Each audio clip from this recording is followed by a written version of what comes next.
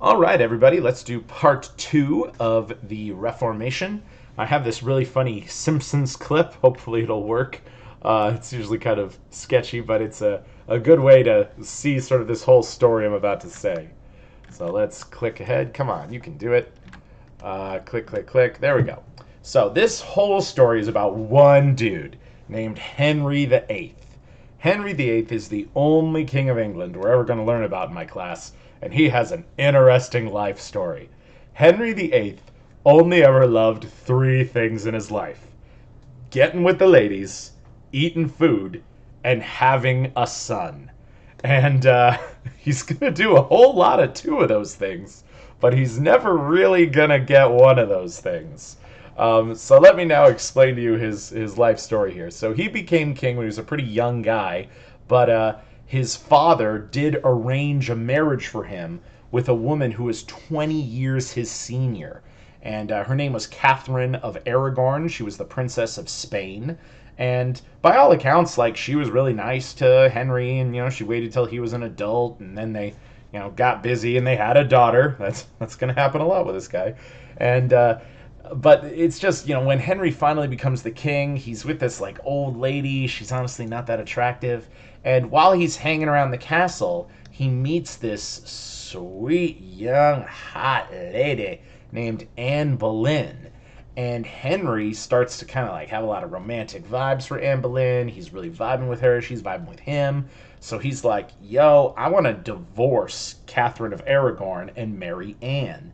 And he sends some letters to the Pope. And at this time, divorce was illegal in the Catholic Church. And so the Pope said, like, Henry, like, Catherine's not a bad lady. Like, she gave you a child. You can't divorce her. You got to be good to your wife.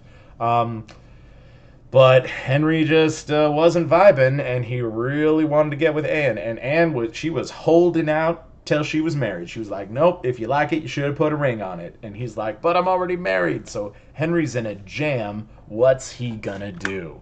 So there's Henry, there's Catherine, and there's Anne Boleyn. All right, so Henry was so frustrated with the Pope, and he was so desperate to get with Anne Boleyn, he created his own version of Christianity called Angelicanism, and it's also known as the Church of England. It kind of has two names. And when Henry created this new version of Christianity, he like, historians have pretty much determined this. The only reason he created this religion was so he could, get with this lady. And the religion still continues on today, and it has some implications in world history, which is just hilarious. Anyway, so Henry set it up that he and his ancestors would be the pope of this religion, and that's still the case today. And then he married Anne Boleyn, divorced Catherine of Aragon, and kicked her back to Spain. So yeah, like he's sort of getting what he wants, right? Okay, so there's this is an actual picture of Anne Boleyn that some artist drew of her. So I don't know. You think she's attractive? You think she's worth making a religion over? I'll let you decide. Here's an interpretation of Anne Boleyn in a movie, and then here's a picture of them on their wedding day. So as you can see, not a very balanced couple physically. Henry loved his food, so I really don't want to imagine what their romantic partnership looked like. It would probably be quite grotesque, I think. Okay, so anyway, the Pope, upon hearing that Henry made his own religion, he's super pissed. And the Pope excommunicates Henry. The Pope tries to tell the people of England, kill your evil king. Your king is worshiping the devil.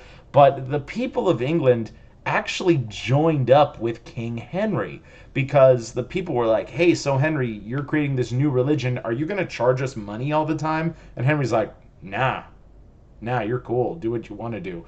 And so the vast majority of the people of England were like, oh, great, a religion where we don't have to pay all the time. So, and it was really for a lot of the same reasons that Martin Luther succeeded in Germany, that Henry's going to succeed in England. So, ba-bam. And yeah, he did it for the nookie. Oh, that big fat guy getting with ladies.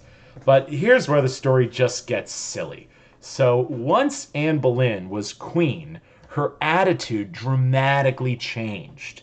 Like, there's some reports that Henry just wasn't vibing with her anymore. Like, they did have some romantic interactions, but supposedly Anne wasn't really in it. Like, Anne Boleyn was probably a gold digger, okay? And like, once she got Henry's money and once she had the crown of being a queen on her head, she really didn't care about Henry anymore.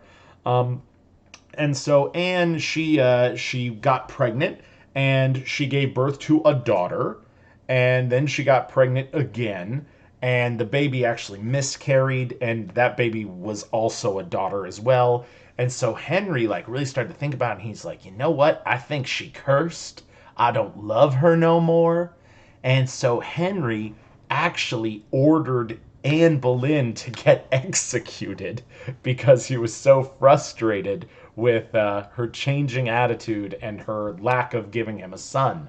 Um, and then just the silly thing is Henry is gonna do this 3 more times, where he's gonna he orders Anne to get executed, and then he hears about this princess in Norway. He brings her over, and it's sort of like a case of getting catfished, and he doesn't really like her, so he orders her to be killed too.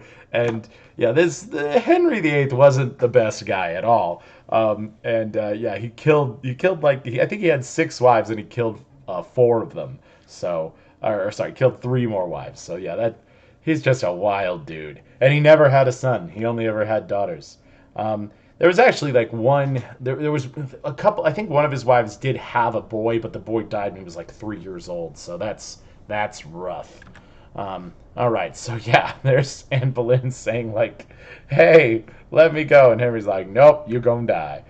Here's an artist picture of Anne Boleyn. Yeah, she died supposedly in the prayer position, and she actually said a lot of good things about Henry right before the executioner cut her head off. But hey, that's history sometimes. Okay, so eventually Henry dies, and I think he does die from a complication of being overweight and unhealthy. And when he dies, his daughter with Anne Boleyn, Elizabeth, is the oldest one who actually takes over the throne. And by all accounts, his daughter Elizabeth was a really awesome queen. She further developed the Church of England, kind of locked in England's separation from Catholicism. You know, even though her dad was a bad dude, she was great. One of the best rulers of all time. And she's Elizabeth I, and the current Queen of England is Elizabeth II, so that's kind of cool. And her new church allows priests to marry. She writes a simpler version of the Bible in English, and she just does a lot to say, like, hey, women are cool, don't mess with the ladies. So, good on you, Elizabeth, making it happen. So there's Liz, the red-headed queen, being awesome. Okay, so now the Catholic Church has lost both Germany and England. And it appeared they were about to lose France, too. They thankfully didn't lose France. But the Catholic Church was realizing they had a huge problem on their hands. So the Pope calls in all the bishops and cardinals and all the lead thinkers of the Catholic Church together, and they have something called the Council of Trent in 1545. And at that council, they have a lot of serious conversations. They're like, why are all these people quitting Christianity, or sorry, quitting Catholic Christianity? And then the cardinals and bishops are like, well, maybe it's because we charge all this money. And, well, yeah. And so at this council, they finally decide they're going to do away with indulgences. They'll stop excommunicating people. They'll end corruption. And they'll change to be a good version of Christianity rather than a religion of controlling how people think and stealing people's money all the time. So after this event, the Catholic Church has been a high-fiveable, thumbs-up organization for the last 500 years. So good on you, Catholics. I'm happy to high-five you now. And their new focus, actually, they said, look, we've lost England, we've lost Germany, but there's this brand new world that just got discovered in the Americas, and we've got these new ships. We can go to Africa, we can go to Asia. Let's spread the message of Christ to all these new peoples and try to win over some fresh people to join up with Team Jesus. So they created this organization called the Jesuits, which are sort of like the traveling preacher people who specialize in other cultures.